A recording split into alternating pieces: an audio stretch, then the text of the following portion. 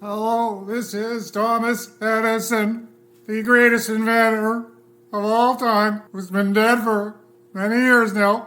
But here today, I would like to unveil my greatest invention today. And that would be the electrical hair restorer. If you are follically challenged and women find you hideous, this product is now being finally brought to market. It's not cheap, and it's not 100%, but you will grow hair. It won't be great hair, but there will be hair where there is no hair before. Transmission over from beyond the grave. Your humble servant, Thomas Edison.